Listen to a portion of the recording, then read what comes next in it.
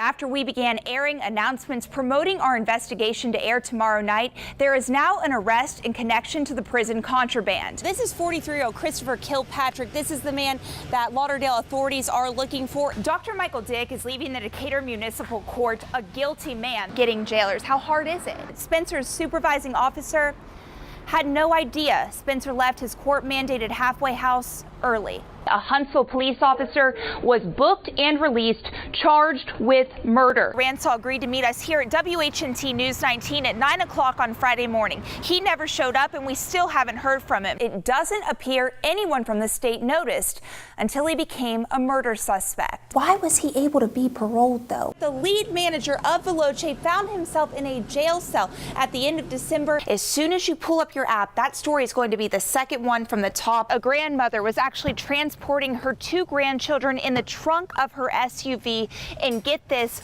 dog kennels. The judge found him guilty on 3 counts of harassment. This man burglarized both Huntsville Utilities and a pawn shop on Blue Spring Road on May 1st, 2016. This is a picture of the man Huntsville police arrested, Stephen McDowell, and this is the perpetrator.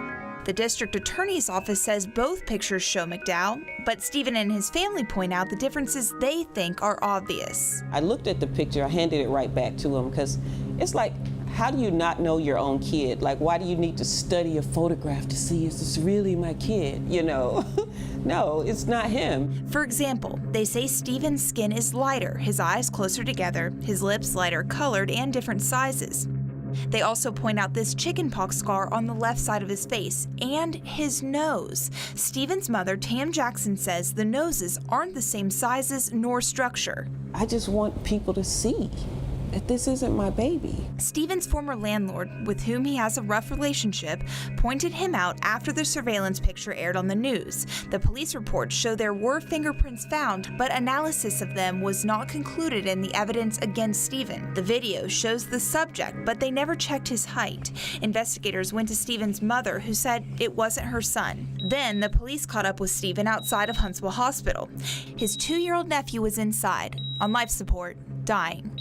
Police told him to show up for questioning. A lawyer told him not to. Officers issued a warrant for his arrest. Now, his mother is talking to WHNT News 19 to get her son's story out and argue his innocence. There is really no evidence linking Stephen to anything.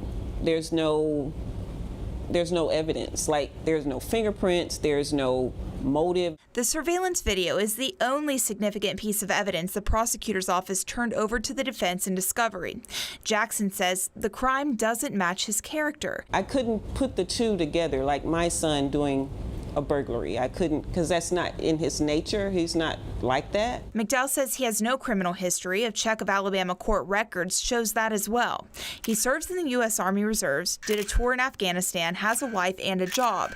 McDowell and his family haven't pinpointed where Stephen was during the time of the crimes, but they argue innocent people don't track their every move. We're not criminals. We don't live our lives trying to figure out, hey, can you make sure you tell so-and-so I was over here at so-and-so a time? We don't. We just live.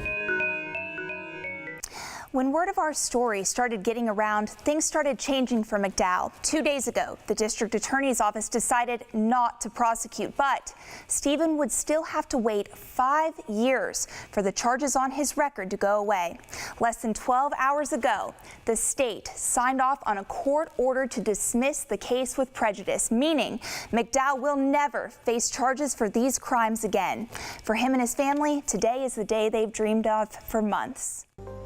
A triple murder in Gunnersville shocked this quaint town, the first killings in nearly a decade. The victims include a 7-year-old boy spending time with his great-grandmother. Brutally murdered. Easily been anybody down here. That's pretty tough. Jimmy O'Neill Spencer is the man police hold responsible for the July 13th triple murder.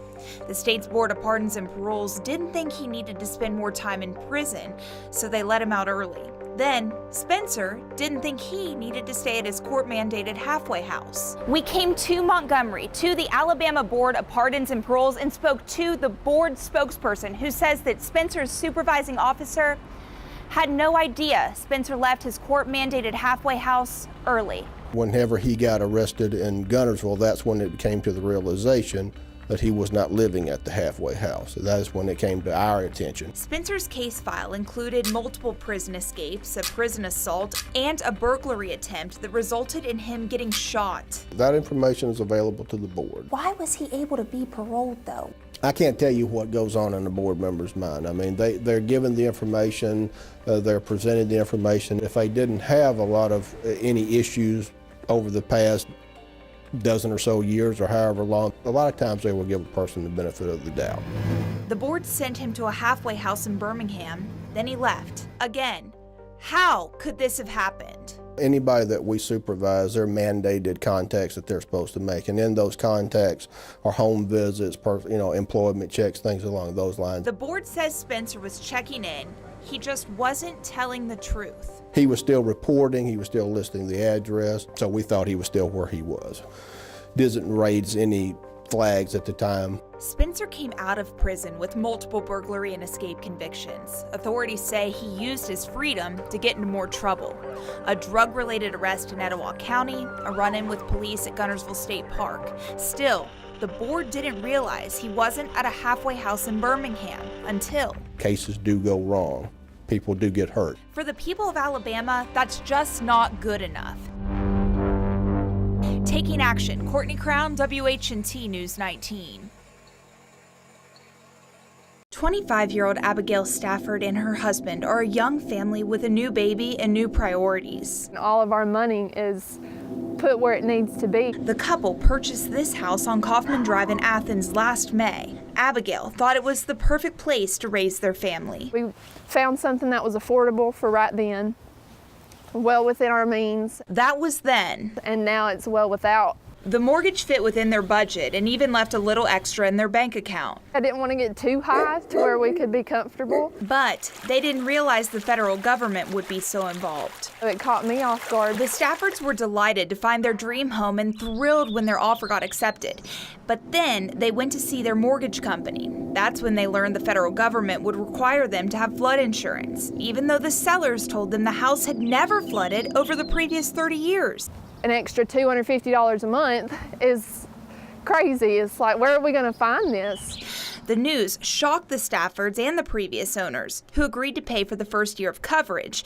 But now it's time to renew. And that's what caused our mortgage payment to go up almost $200, $250. So we were going to end up paying almost $1,000 a month for the house, and there's just no way, because our minimum budget was, our max budget was $750. Abigail and her husband tried to challenge the flood zone 3 times. They said that I'm still required. WHNT News 19 is taking action to investigate if there's any solution for her family. We shared her story with Micah Cochran. He's the City of Athens Geographic Information Systems Coordinator. Usually we get the calls, like the couple that you interviewed, of, oh, we're in a flood zone.